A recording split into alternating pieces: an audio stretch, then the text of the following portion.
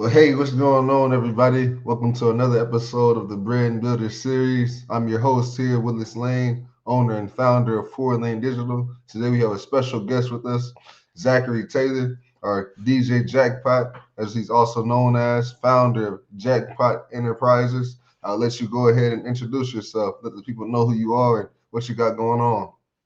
Yeah, man. Yeah, man. Thank you. Thank you for having me. Yeah, man. Just excited to be here, man, and go through some of these questions, man. Get a chance to talk about a little bit about everything, about my journey, about life, and what worked for me, what hasn't. I appreciate you having me on the show, man. Absolutely, absolutely. Uh, so we'll start at the beginning.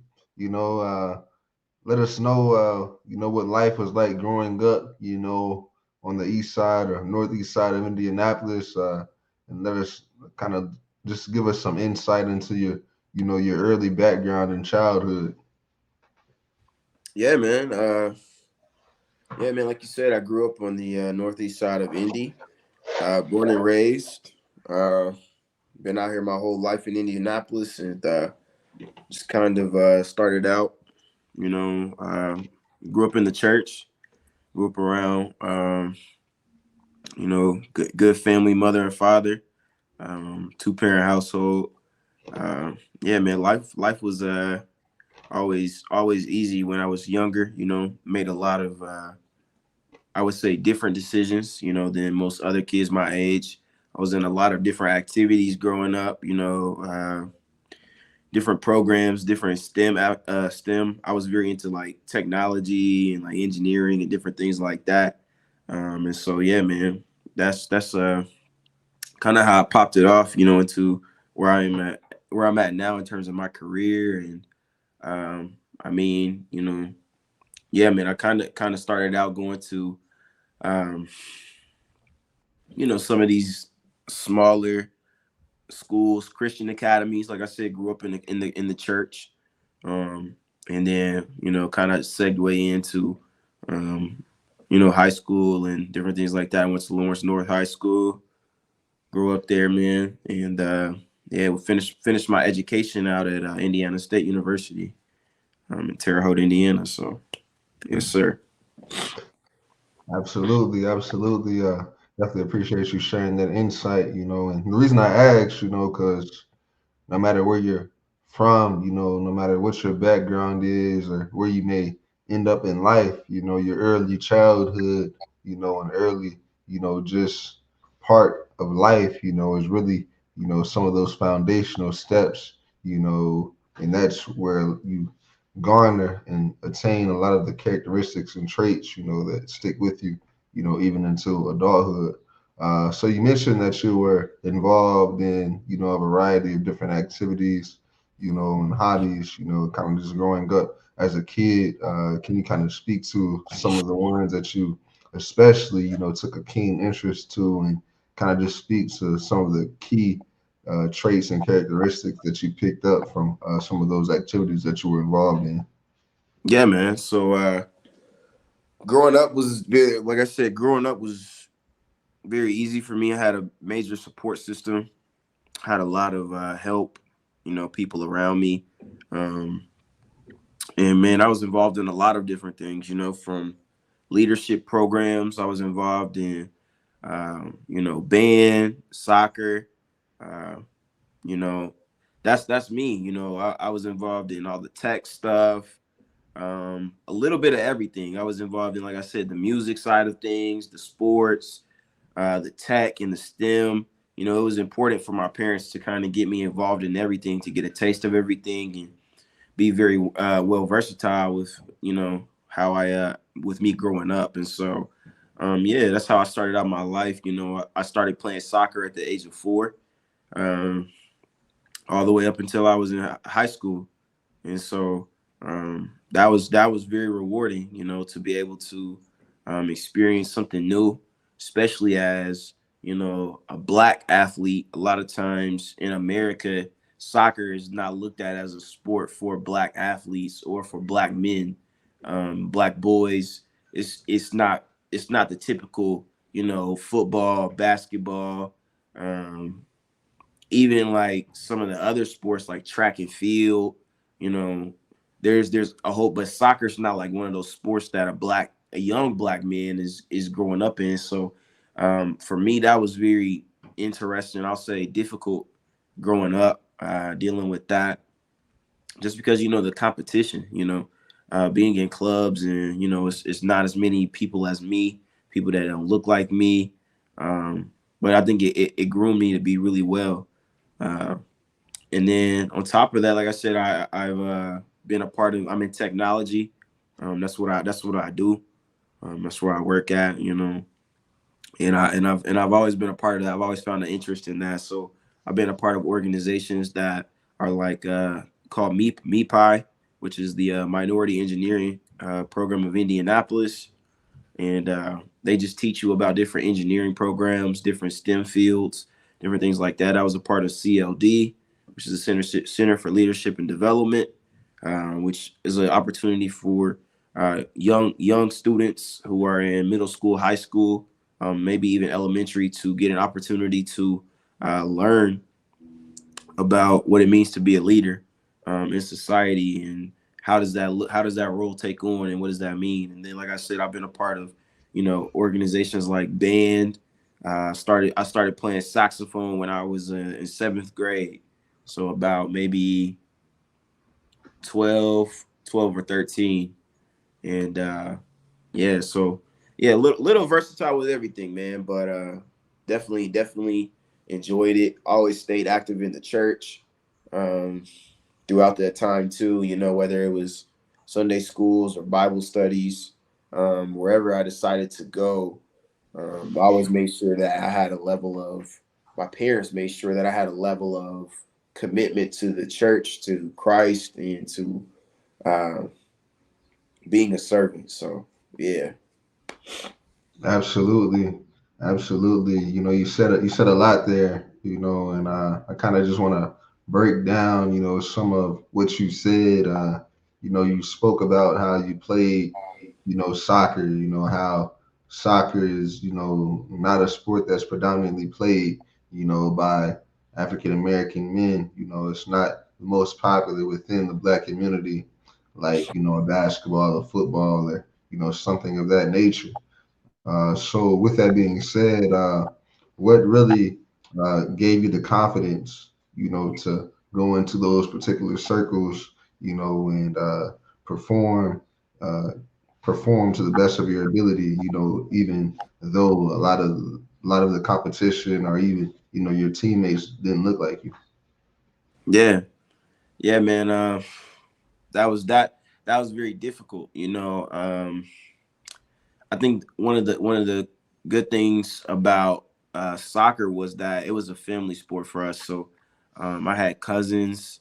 My sister played soccer for a little while, but for the most part, I had family members who looked like me and who were also excelling in um, those different avenues in terms of playing soccer. Like we were a family. We were a family that grew up playing soccer. My cousins still play to this day, and so that was a major part of the encouragement, is to know like, okay, they haven't given up. Neither am I. But also just being able to, I had to learn very early, man. It's important to just stand out, be the different person in the crowd, be the different person on the team, being okay with limited diversity, or being okay with diversity, and being able to excel in that. I have to be the best that I can be in those sports, being able to excel and try and be my best. Um, so yeah, towards the end of my soccer career, which was in high school, I didn't take it as serious.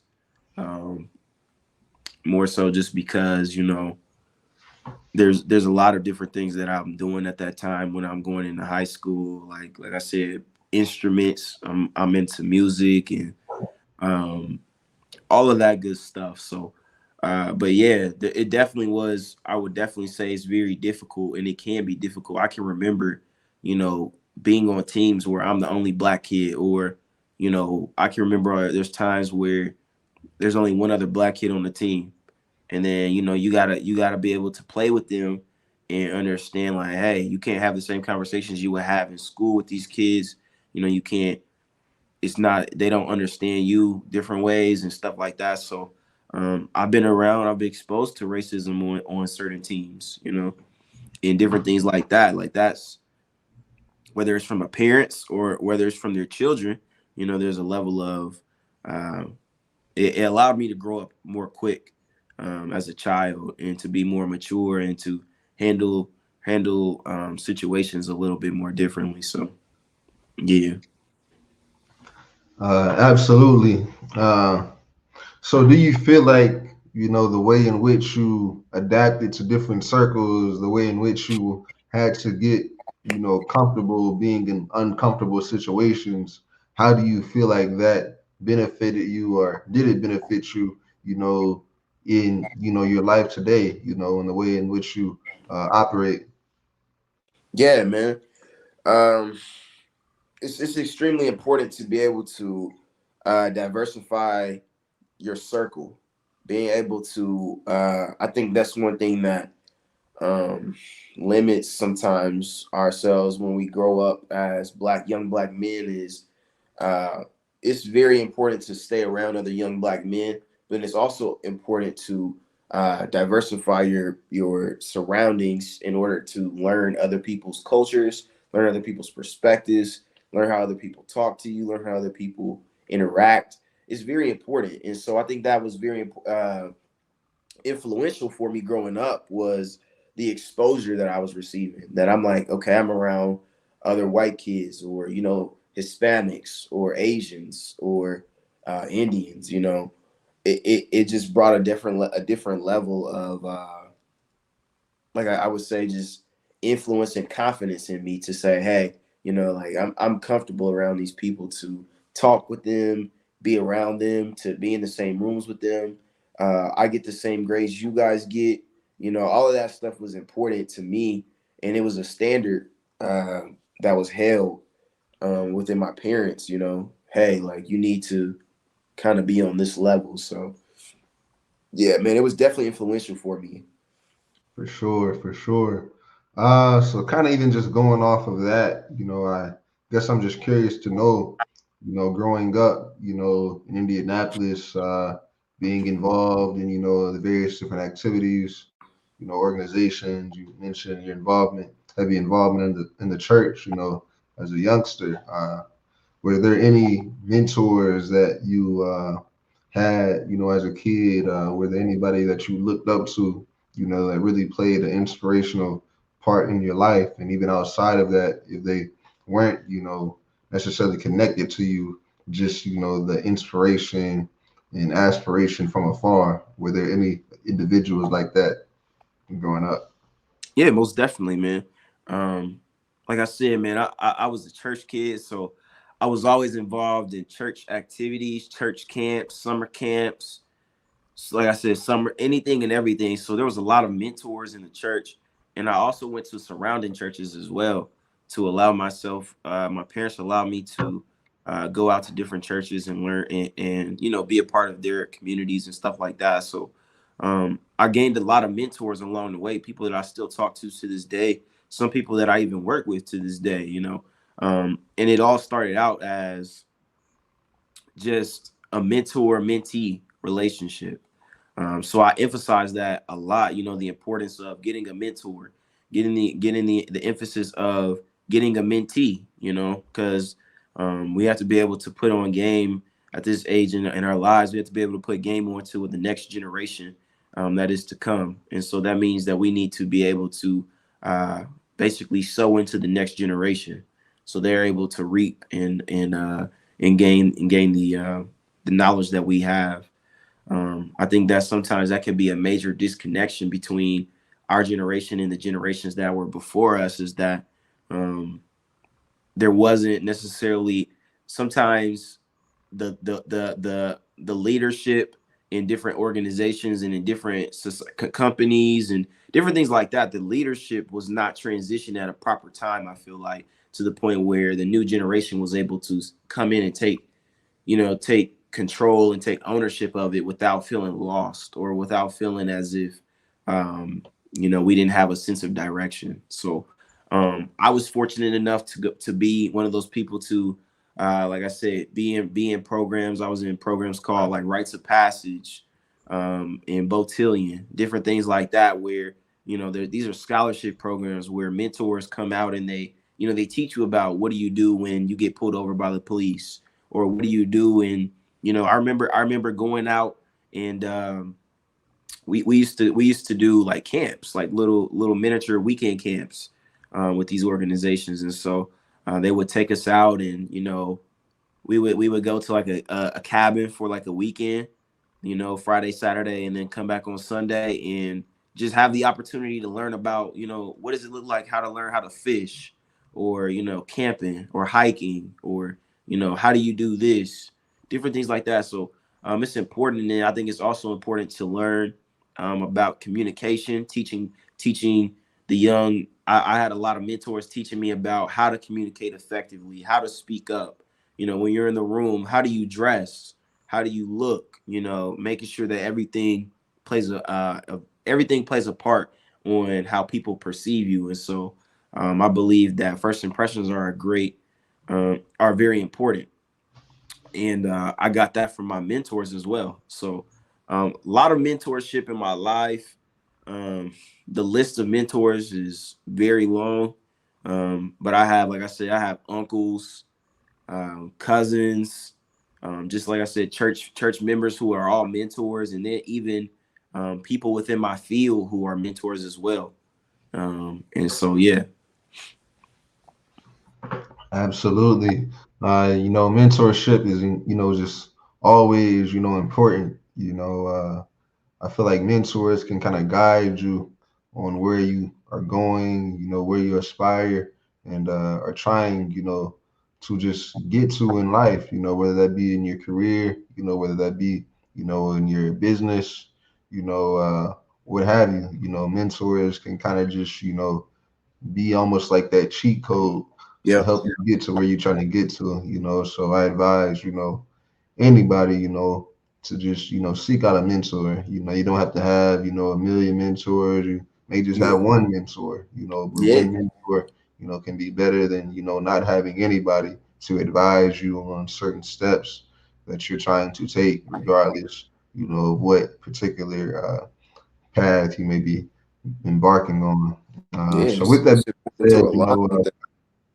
Yeah, yeah. So with that being said, you know, we touched on your, just early life, early childhood, the high school experience, various different activities and organizations that you were involved in. But I guess I want to kind of just pivot forward, just to what the transition to college was like. What's went into the decision for what particular college you ended up selecting to attend, and just kind of speak to that real quick. yeah, man. That stuff's a little bit more recent for me to recollect on, man. I'll say when it came down to um, making the decision of, because I grew up in a household where college wasn't necessarily an option. It was just more so you're going to college. It's just which college are you going to? It was never a question of like, hey, do you want to go to colleges? Hey, you're going to college. Which options do we have to pick from? And so um, I was never really encouraged to just go out and start into the workforce and be an entrepreneur or anything like that. It was just always encouraged to push me to go to college.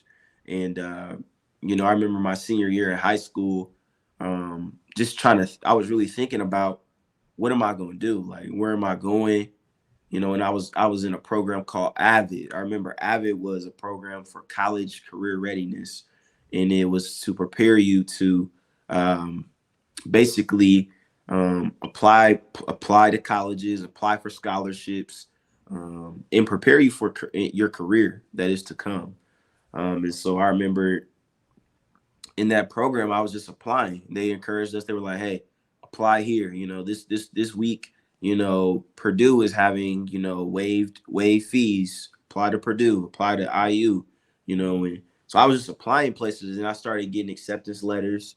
And when I was just getting mail coming in, I was just like, okay, hey, like here comes Taylor University, or here comes so and so University, or Valparaiso University, and they were like little smaller schools, and I'm like, okay, well, I'm gonna apply, just because I'm just excited, college. I mean, senior in high school, just excited to get my name out there somewhere, and so um, I remember I applied to a lot of schools. I applied to like Purdue, Fort Wayne, Purdue Northwest. I was applying to like Central State. Like I was just applying places, just wherever I could get any type of, you know. But I always knew that I had to be in state because I wasn't like on any type of like crazy scholarship program like 21st Century Scholars, or like, anything that I knew I was gonna have to have some type of probably take out loans, because in high school I always had good grades, but I just never applied myself. Like I was just it just never, it was always a thing of like I was out doing other things. Like I was always smart, I always understood the material. I just never applied myself. And so um when I first started applying to colleges, I was at like a 3.0, in high school. And I mean, like, nowadays a 3.0 doesn't hold much weight. It's pretty. 3.0 is like the new average as compared to like a 2.0 in high school. Um, so it's just like I had a 3.0, and I was applying to IUPUI, applied to Indiana State. Like I said, I applied to like Valparaiso, Purdue, anywhere that had a tech program, because I knew I wanted to do tech, because my dad grew up and he was in tech, and so I knew I wanted to do IT for sure. I just didn't know what type of IT I wanted to do. I didn't know if I wanted to do like informatics, security, networking, um, whatever, coding, programming, all that good stuff, computer science. So I knew I wanted to do tech, but I just didn't know what yet. And so I was just applying places that had IT as a major, pretty much. Like IUPUI had IT, so I was like, all right, let me apply here. Purdue got an IT program, let me apply here. And I was like, Indiana State. And so I remember it was coming down towards the deadline, and I was like, okay, I gotta find somewhere to go. And my mom was asking me, she was like, it's coming down to the time, like, where are you going? And I was like, I don't know yet. I mean, it's between IUPUI, because I had got accepted to IUPUI, and then I got accepted to Indiana State. And I was like, it's between these two schools. I'm either going to IUPUI and I'm going to, or to Indiana State, because those were the two schools that were essentially the cheapest in state, and that were giving the most scholarship money to me. And so at the time, I was like, I'm not staying in Indianapolis another 4 years. Like, that's over with. So that was an easy decision to make myself go to Terre Haute. And so that's how I made the decision on, going to Terre Haute, um, going to Indiana State University. Yeah, I picked it up from there, and that was my entryway into going into college. Wow, wow. The whole college transition experience, and just picking those colleges, it's a lot that goes into it. It's Most definitely. for a lot of people, the biggest decision they make, at that particular point in their life, for some people, they may go across the countries. Yeah. Others may even go across the world, Yeah. and especially when you're in the workforce, whatever particular college that you chose to attend, a lot of people are judged by that, what Mm-hmm. college you went to, what some of the credentials and just known facts about that particular institution, you know. Yeah. A lot of people are judged by that in the particular workforce. So I mean, it's definitely not, a decision that that should be taken lightly. So, just Absolutely. I feel like you understood that, and just kind of the due diligence and things of that nature definitely kind of speaks to that. Mm-hmm. But with that being said, you mentioned that you chose to go to Terre Haute, Indiana, or Yatero, Indiana, where Indiana State University is located. That's where we first crossed paths, and Yep. kind Sure. of speak to that experience. The Yeah. good, the bad. What you took from just your college experience, and even how that has stuck with you at this point in your life. Yeah, man. I always tell people, man, I feel like college is, I feel like before I got to college, that was like my upbringing. And then when I got to college, college is what kind of set in stone. Like it's what really opened my eyes and put me through a lot of experiences. And yeah, man, college was definitely it was it was different, for me at least coming in. Um, and I say that in the sense of like most people when they come to college, they're nervous and they don't know what they like. I was the complete opposite. Like when my freshman year, everybody thought I was like a junior or like a sophomore. Like I was just very active. You can attest. Like you remember, like I was out there and I was very active. I'm not a social butterfly. I'm not shy, and so my freshman year was like completely night and day different than some other people's. Like I had a great time. I was like, I met. That's why I was like, I met you my freshman year. Some of my closest and best friends I met my freshman year, and we've been cool to this day. So I think those experiences are always um, something to keep for you for the rest of my life.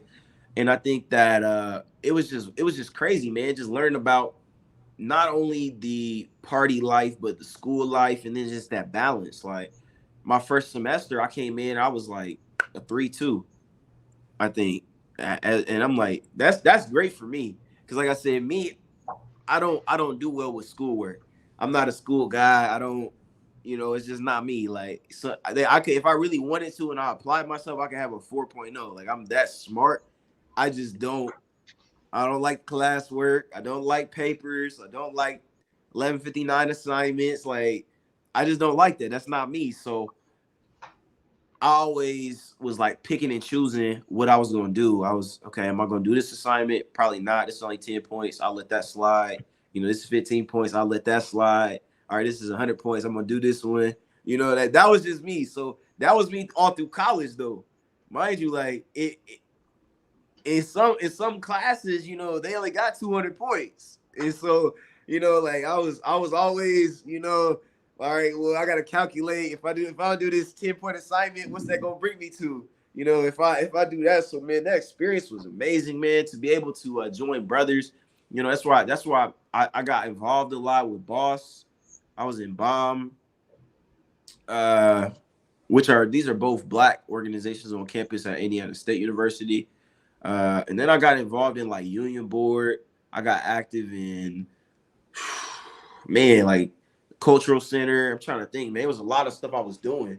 I finally got a job out there, and I was trying to be more self sufficient. Essentially, I started dating out there. Like that's when I first started like talking to like getting really active and talking to women. Because in high school, I was like, I was just cool. I was just play around. But like when I got to college, it was a different story. You know what I'm saying? Like it's more freedom. It's more dang, she look good. Let me holler at her or whatever the case may be. So that experience was different because you're not surrounded by your parents. So it's a lot more freedom that I didn't have, and as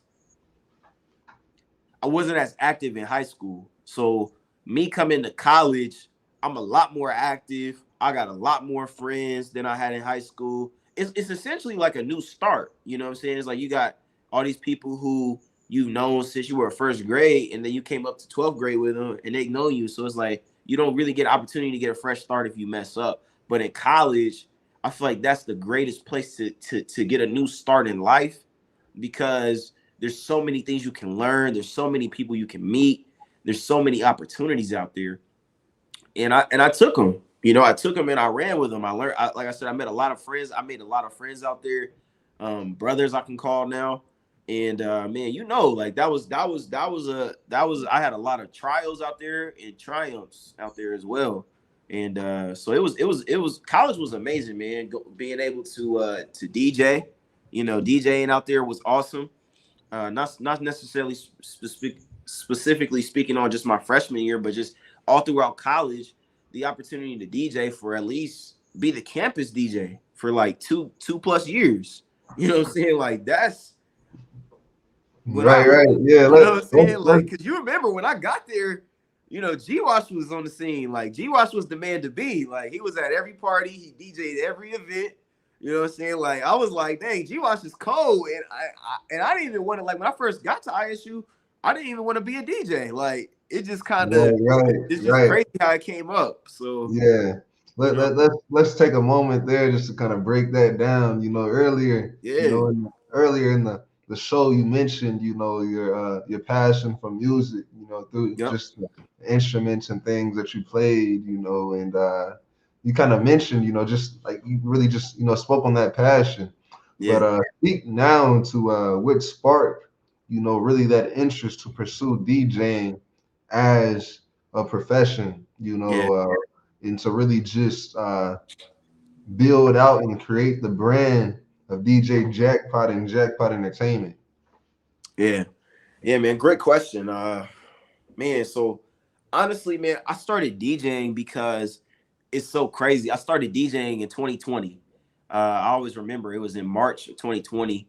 Um, I started taking DJing. Like I was like, wow, that's when I knew I had a passion for it.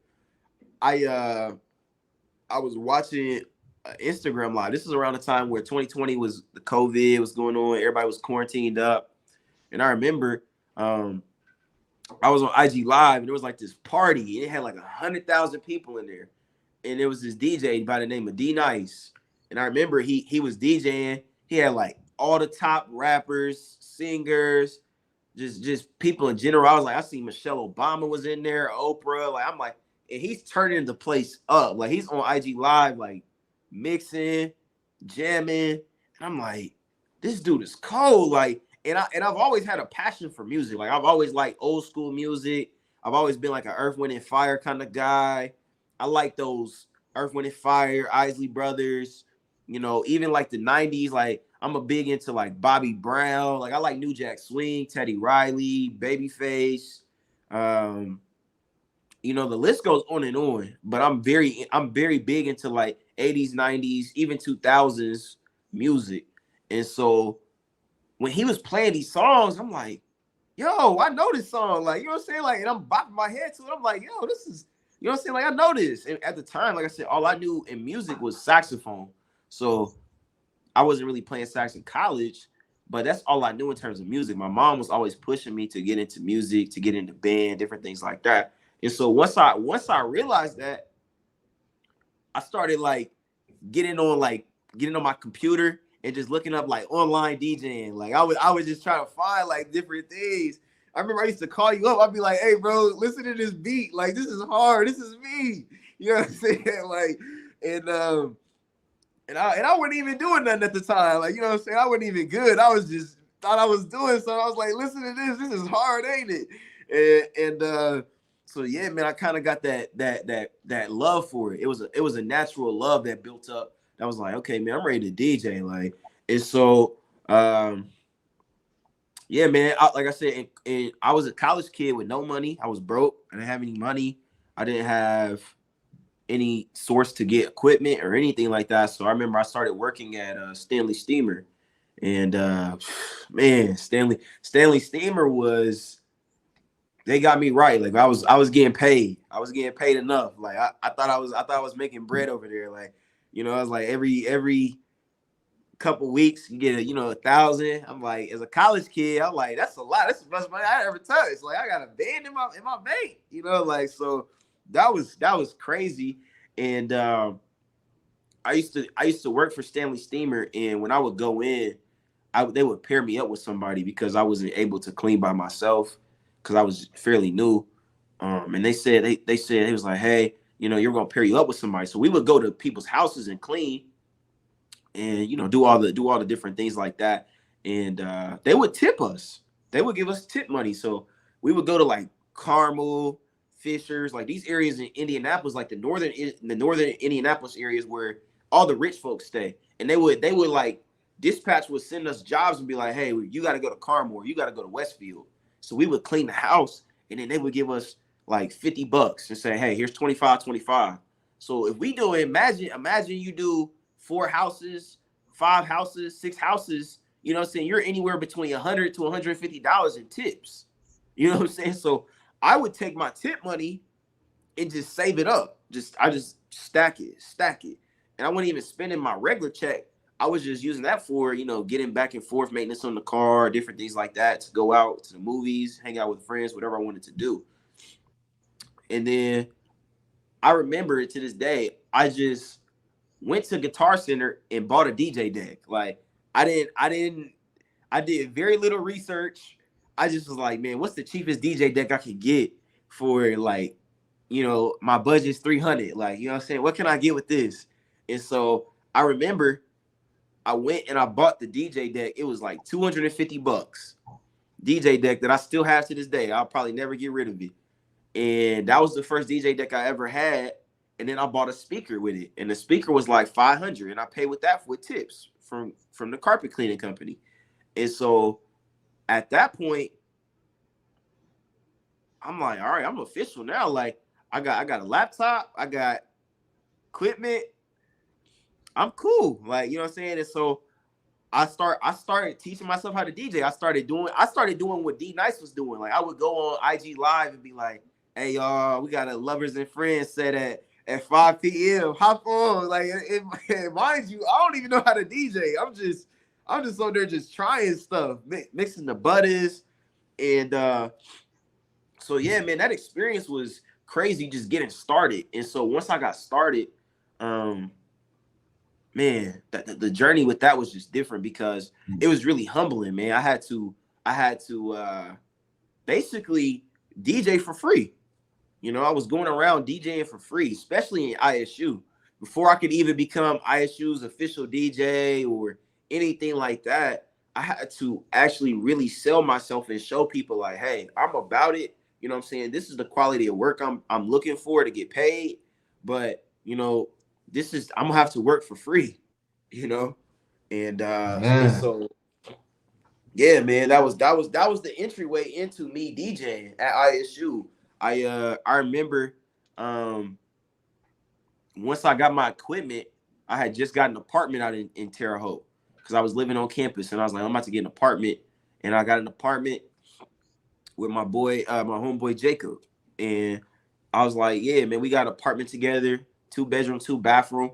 I was like, cool, I got my little space where I could DJ, do my thing, got a little speaker, all the setup, and so I would just practice. And I remember one of my homies, his name is KJ. He actually had the name DJ Jackpot before me, which is a lot. A lot of people don't know that though. KJ, he was the original DJ Jackpot, and he was like, when I went and talked to him, he was like, yeah, he said, man, you got potential to be cold, like you're like that. He's like, because you got the music ear, like you have the ear for music. He said, we just got to get your skill set fine tuned. And so I would go over to KJ's house, because KJ went to IU and I went to ISU. So when we linked back up in Indianapolis, I'm like, I'm about to go over his house. He's a DJ too. And so KJ was like, hey, you know, look, this is DJ Jackpot. You know what I'm saying? Like he put me on. He was like, you can have the name. I'm gonna go by the name DJ Yada now. You know what I'm saying? You can have DJ Jackpot.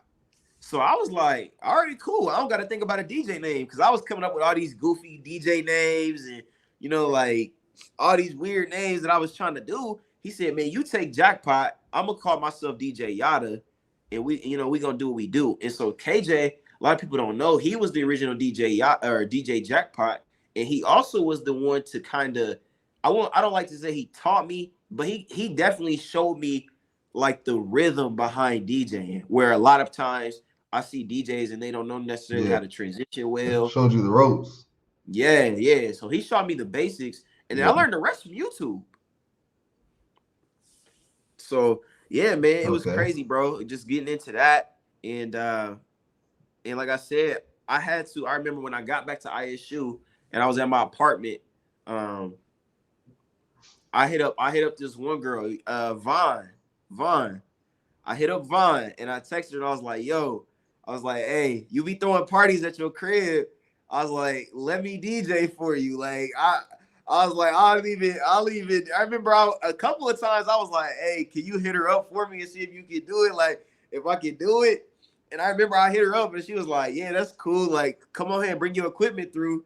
And she was like, when we have a party, you know what I'm saying? I got to see if you can DJ, but we'll let you come through. So I remember I came through to the party. This was like I was working at Walmart at the time, and I remember I left Walmart, drove home like Terre Haute. Everything's very small, so drove home. That was like a 5 to 10 minute drive. Hurry up and got my equipment. Like I got one speaker and I got this DJ board and I got a cable. That's it. I don't got no lights. I don't got no. I'm still basically, basement level DJ. And so I come to the party and I set up before everybody comes. And I remember she was like, "Hey, before we just let you DJ, we want to hear what you sound like." And I was like, "All right." And so I think her brother had came in too, and he was like, "Yeah, bro, I'm trying to hear what you sound like before we just let you play." So I was like, "All right, cool." So I just started playing some music. I was like, dude, I had the music going. And then I started like transitioning. They was like, hold on, like he actually kind of tough. And I was like, so I just kept going. They was like, okay, you good, bro, you good. And then he was like, he said, yeah, you good, man. You can stay. And I was like, all right, bet. Like, that's all I needed. And so that's how I got my entryway into, I'll say, not Indiana State, but college DJing. That was like my Right. gateway into it. So yeah, Man, man. man, that's what's up, man. That's Yeah. what's up. That's the side that people don't see. You know what I'm saying? A Nice. lot of times people don't see that grind. So Yeah. you said, man, I had to DJ for free, man, before I got that first check. You know what I'm saying? I had to hit up people, you know what I'm saying, be like, hey, you know what I'm saying, can I come in and DJ, you know what I'm saying, just so I can perfect my craft, perfect the Yeah. skill set, but I'm saying Yeah. that's just, you know what I'm saying, that's the art of the hustle. That's the art of the hustle, as they say. But kind of just Mhm. going off of that, man, Yeah. if you could just speak to the emotion that you felt the first time, you're like, hey, man, this is real. You know what I'm Man. saying? You see the audience react, you know what I'm saying, to that DJ set you've been working on for a few hours, man, every night, man. Man. And even more than that, man, when you got that first check, man. Talking about that first real DJ check, man. Speak to the emotion, you know what I'm saying, and Man. how it felt when you knew it was real. Like I can Yeah, really bro. turn this into a business, you know what I'm saying? Yeah. Like Jackpot Enterprises. Really speak to that, man. Yeah, man. So, man, honestly, it was crazy, man, because like I said, that party that I was talking to you about, I don't remember. I think you was there. You was at one of them. I know you went to one of them, and that party was like wow, like it was just crazy, like the atmosphere, like this girls like clowning, they like twerking, and you know what I'm saying, like the homies are vibing, and so like I'm like, yo, like, am I really turning this party up? Like I'm like, this is crazy. Like, you know what I'm saying? Like, what happens if I play this song? Like, and then like they was, yeah, like, you know what I'm saying? And at that time, I had a lot of I still needed a lot of guidance because I was taking like song requests. I'm like, yo, like, what song should I play next? Like, you know what I'm saying? Because I didn't go out to parties like that. I wasn't a party guy. Like I did, but I went out to like venue parties. I wasn't a house party kind of cat. And I was like, man, like, okay, like this is thumping. I remember I was like, yo, like this is thumping. And that was in 2020. That was like fall of 2020. And so the rest of that school year, I was DJing. I was doing like little small stuff. Like I would DJ for um I remember I DJ for like the AACC one time, the African American Cultural Center. I had DJ for I DJed a couple of Vaughn parties.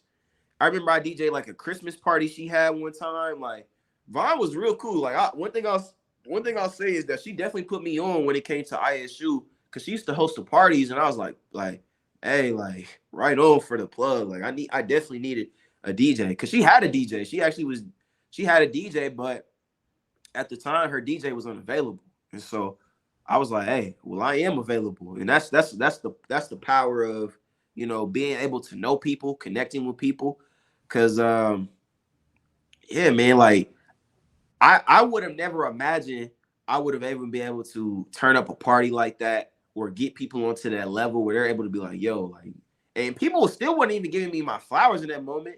Like they wasn't like, yo, you're cold. They was just leaving. Like, what I'm saying, after the party, and everybody would be like, dang, that was a hard set. Like my boys, like I think you did in like Atlantis, but a lot of people wasn't really just like, yo, that was tight. Like that was a hard set.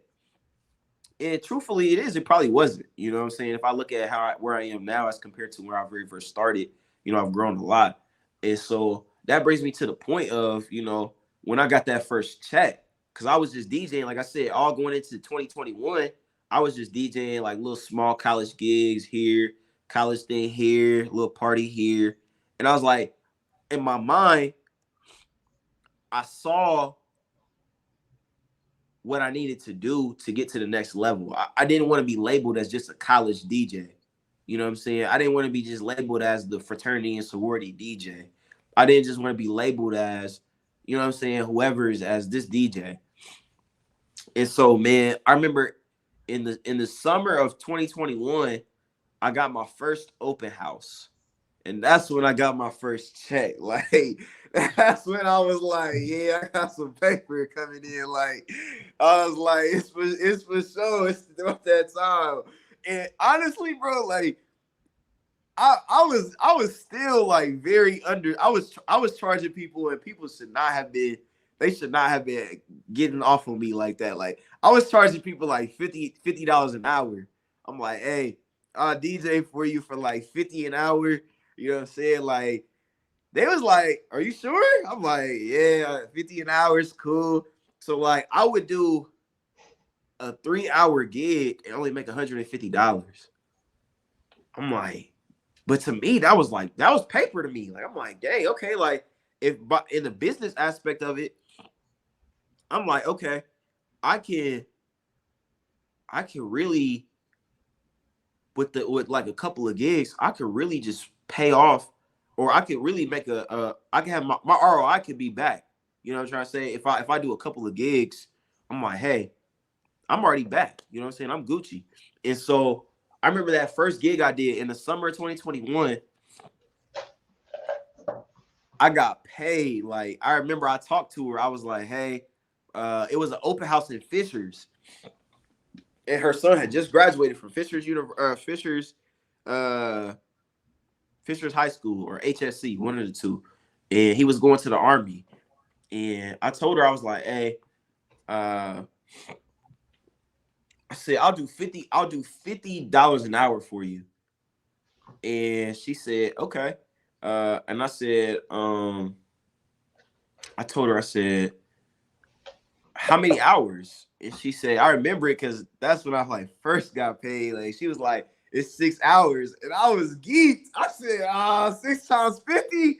I'm like, yo, that's 300 right there. Like, I was like, 300 in a day. Like, that's what I make at, what I'm saying, at Walmart, and you know what I'm saying, throughout the 2 days or so.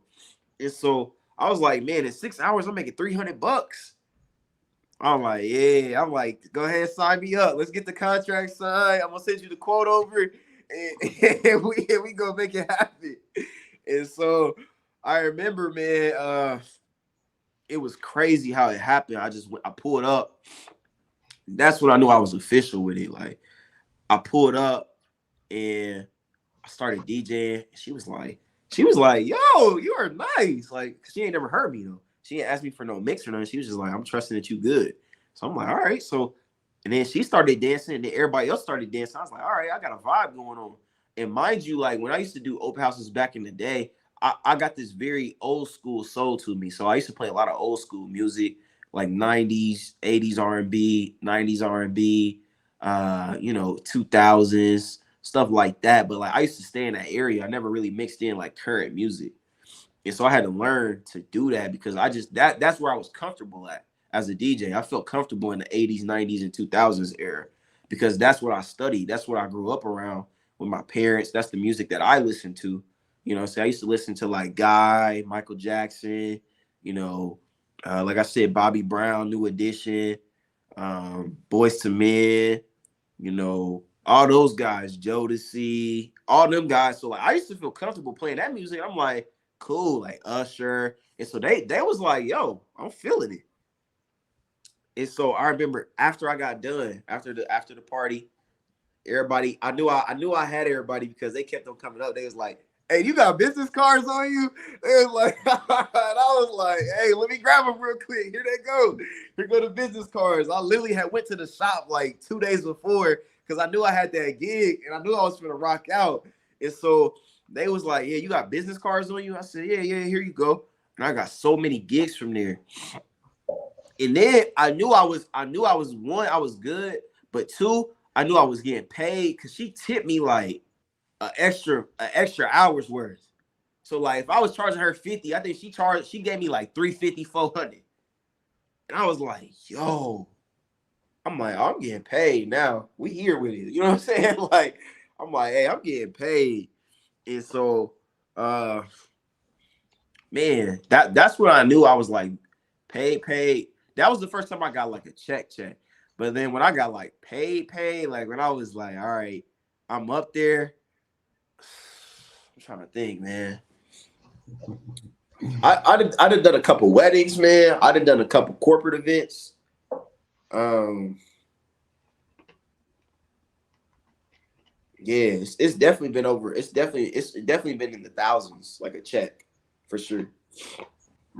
I don't know what per se it was, but I know I was in the thousands one time for a check, and I was like, and I've done some major gigs. Like I don't know if you're familiar with like Jack and Jill, but I've done Jack and Jill before. I've done their conference, like their corporate conference when they had regionals. They had regionals here a couple of years back, and I DJ'd. Uh, man, I've done a lot of events down here, man, and yeah, man, that's So, when I knew. man, that's what's up, man. That's what's up, man. When it's just something about, you know what I'm saying, when that business concept just becomes real, you know, Right. when it, you know what I'm saying, business, all it is an idea that formulates and Yep. comes to fruition. You Yes, know, sir. that's all business and entrepreneurship literally is, you know, just an idea you think of and figuring out how you can implement it and put it in the world, you know. So anytime you see it come to reality, something that you dreamed of and just conceptualized out of your thoughts, you know, man, that's big, man. That's big. But Right. kind of just going off of that, you know, and I know we're getting short on time here, so I want to be respectful of your time as well. But kind of just Mhm. going off of that, you know, speak to, you know, just how you were able to develop the brand, you know, the marketing behind it, you know, the relationship building, the connections you're able to garner. You know, you mentioned you had corporate events, you had weddings, you were doing various different community events. You know, how is one person able to build up a brand like this in the community to where all these different sectors and, you know, entities are calling for your services? Yeah, man. Honestly, I think that came down to it came down to the quality of work I had. Because I think once I established the quality, my quality work as a DJ, I think that was the first foundation. Um, I think also the village of people that I had around me. I will 100% shout out the village of people around me because I got a lot of clients from word of mouth, and that was the organic turnaround. You know what I'm saying? Like that was like, all right, you know what I'm saying? Like, okay, hey, people, I got aunties, uncles, cousins, church members, like, hey, we know a DJ. Like, hey, we you know what I'm saying? If do you need a DJ? We got a DJ for you. And so it was up to me to just come up there and rock the party, you know, but they did the work. And then once that happened, I was like, oh, okay, yeah, like I'm in here. Like I think one thing that you did that was really good was you recommended to me to get a survey. You was like, get a survey going, and then see if you can put a referral. For every time that you get a referral, they get like a $25 or 25% or whatever the case may be. And so I did that. Like I was like, hey, you mind filling out this survey? Let me know how I did. And people was really easily, it was like, yeah, I'll do it. Yeah, you were great. And so I used to do the surveys and get like a lot of clients. People was just, that was attraction right there. People was, I would call people. Like I remember when I was in Terre Haute, and this has been a relationship that I've always been able to keep, is the relationship of, I was going out and grinding. I would go to businesses. I was doing a lot of footwork where I was able to say, like, hey, you guys got a prom coming up. I used to write goals for myself at the beginning of the year. So I would write a goal and say, my goal this year is I want to DJ one prom. And then I would literally go out and say, I can't stop until I get a prom. Like, you know what I'm saying? I would literally go out and say, all right, my goal this year is I would write a bunch of DJ goals. I would have like 15 of them. And it would be upgrade equipment, learn how to scratch more, learn how to, DJ a prom or DJ graduation. Or I would say something like be a radio DJ on the radio, right? Put all these goals into it, and I would just go off the list and say, all right, cool. Like, let me hit up the radio station. Let me go to high school and see, hey, prom's coming up. Y'all got a DJ? You know what I'm saying? Like, that was the stuff that I was doing. And they were like, yeah, we need a DJ. And then that's when I started getting the paper. Like, that's when the paper started really flowing in, when I was getting like high schools, corporate, like these organizations. They were finally like, all right, yep, yeah, we want you. And it was just because I was going out there and putting myself out there, and I had created and established the goals. I tell a lot of people, like, I'm very big on goals, very big on it, because it keeps you established, man. And I believe, according with my faith, man, that when you write goals down, God's gonna take control of that. And he definitely did. I can speak to that and to that testament and say, you know, man, like God definitely took control of these situations for sure.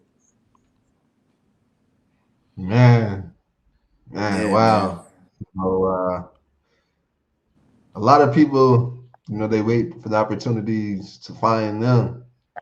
Yeah. But from the sounds of things and what you just said, you wrote out the goals, and put the actions and the steps behind, the actionable plans to go out and, ensure that you were doing all you can to see these opportunities come to fruition.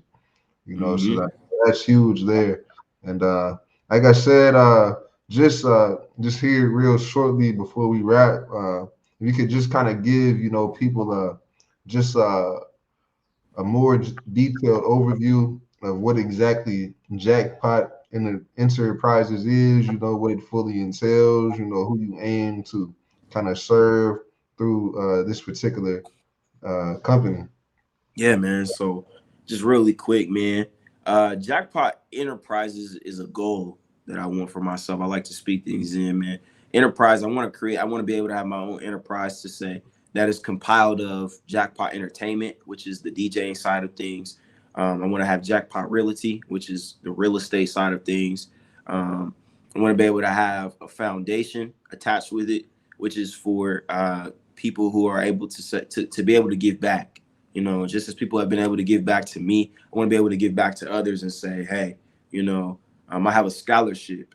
Jackpot, Foundation is able to provide funding for food and clothing and scholarship and service. The models and the things that I stand by, and that just aligns with my faith. That aligns with, who Christ is. And so for me, that enterprise is basically a compiling of all of those things. The real estate aspect is more so, being able to provide housing to people down the line and different things like that. So that's my goal, man. That's my vision. And you know what I'm saying? Like I have other ventures that I do. and we can always have another conversation about that, like me going into stocks, me doing, finances and what that looks like, man. And so really, man, that's what Jackpot Enterprises is.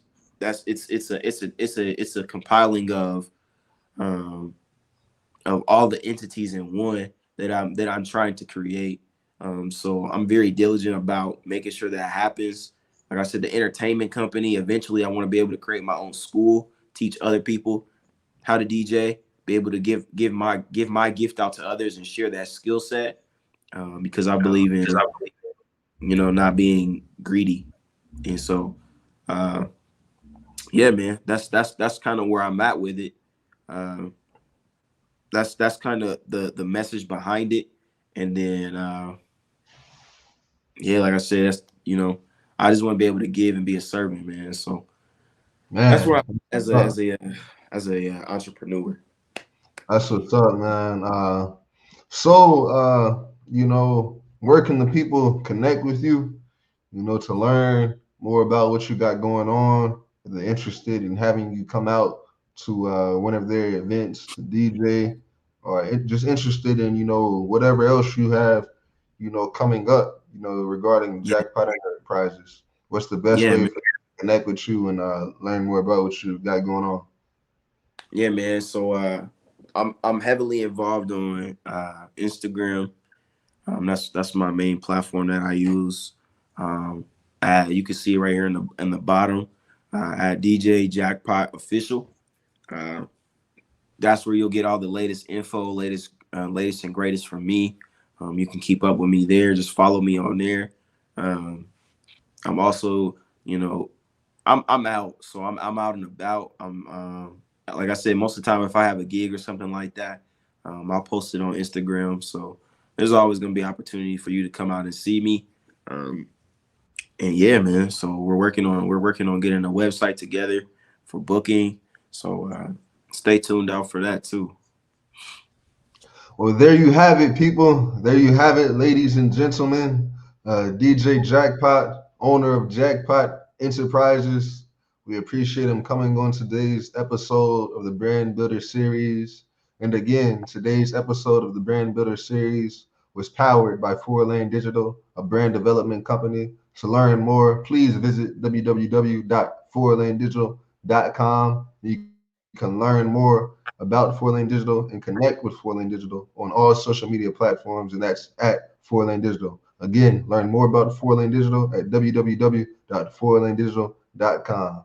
Uh, we thank you, appreciate you for coming on the show today, man. And Peace. there it is. That's a wrap. Appreciate it, man. Appreciate it. Peace out, y'all.